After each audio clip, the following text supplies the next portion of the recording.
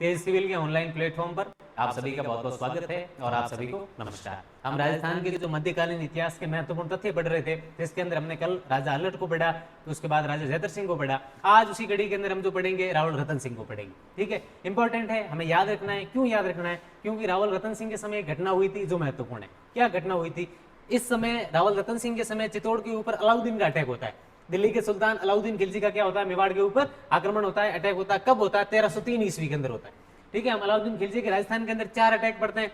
कौन कौन से हैं वो? एक तो 1301 के अंदर रणथंभौर के ऊपर करते हैं, 1303 चित्तौड़ के ऊपर करते हैं, 1308 जो है अपने सिवाना पे वो अलाउद्दीन खिलजी का अटैक होता है, और 1311 के अंदर कहां पर होता है? जालौर पर अटैक होता है। ठीक है, तो 1303 के अंदर अलाउद्दीन का अटैक कहां पर हुआ है? चित्तौड़ पर हुआ है। मेवाड़ पर अटैक हुआ है। कब हुआ है? 1303 के अंदर हुआ है।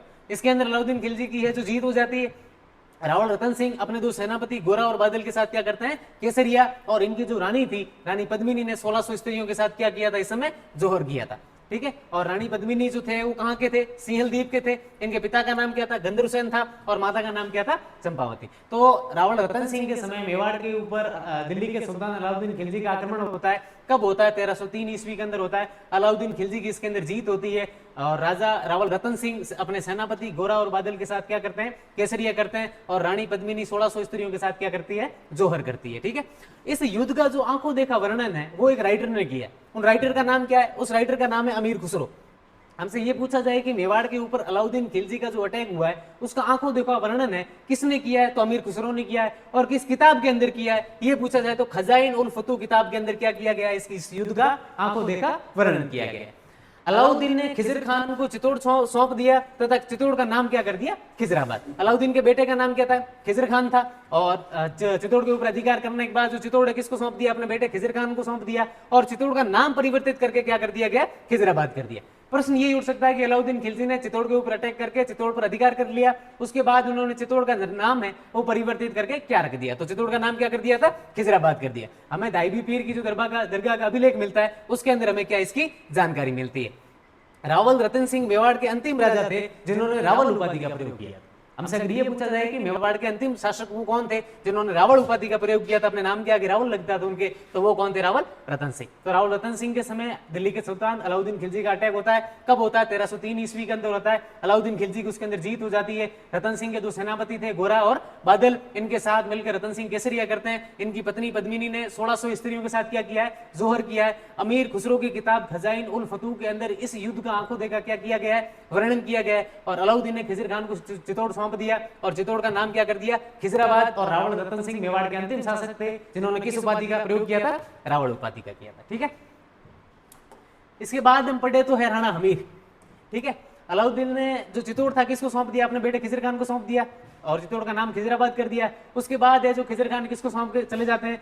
अपने जो मूछाड़ा मालदेव थे, मालदेव सोनाग्रा, उनको सौंप के चले जाते हैं। उसके बाद बनवीर के हाथों चला जाता है वो चित्तौड़ का किला है वो।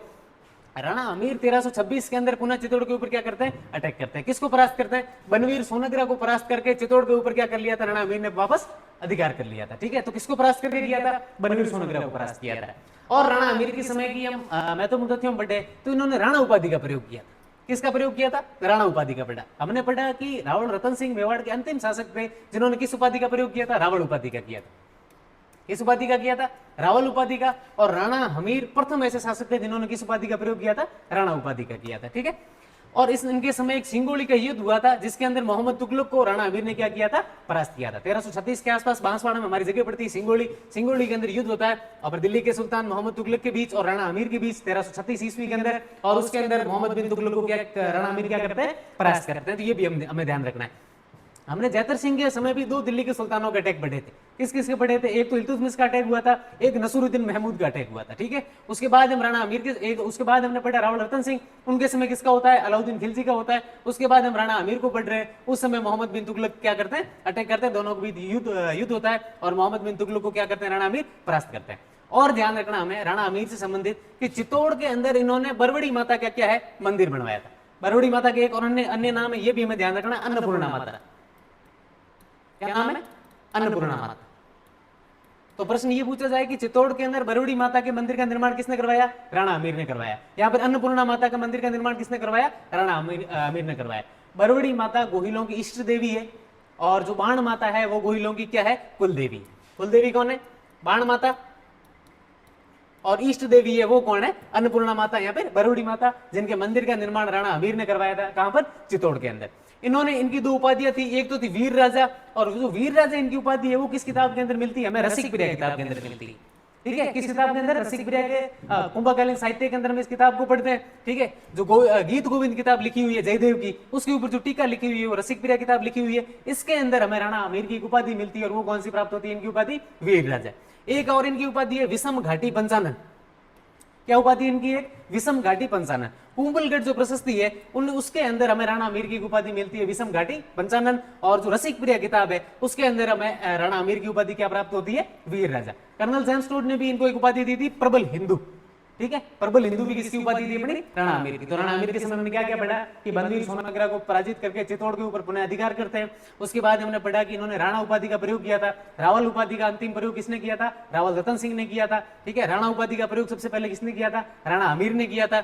और राणा हमीर के समय एक युद्ध होता है, सिंगोली का युद्ध, किस किस के बीच में होता है, राणा हमीर और मोहम्मद बिन तुगलक के बीच होता है। सिंगोली जगह अपनी बांसवाड़ा के अंदर पड़ती है, वहां पर युद्ध होता है, और उसके अंदर राणा हमीर की क्या होती है, जीत होती है। उसके बाद हमने पढ़ा कि चित्तौड़ के अंदर राणा हमीर ने बरवड़ी माता या फिर अन्नपूर्णा माता का मंदिर बनवाया। उसके बाद पढ़ा इनकी दो उपाधियां हैं, एक तो है वीर राजा जो किस किताब के अंदर हमें मिलती है, रसिक प्रिया किताब के अंदर, और एक इनकी उपाधि है विषम घाटी पंचानन, जो हमें किस अभिलेख के अंदर या प्रशस्ति के अंदर मिलती है, जो कुंभलगढ़ प्रशस्ति है उनके उसके अंदर राणा हमीर के में क्या उपाधि मिलती है, विषम घाटी पंचानन। ठीक है, आज की क्लास के अंदर इतना ही, बाकी बढ़ेंगे अगली क्लास में।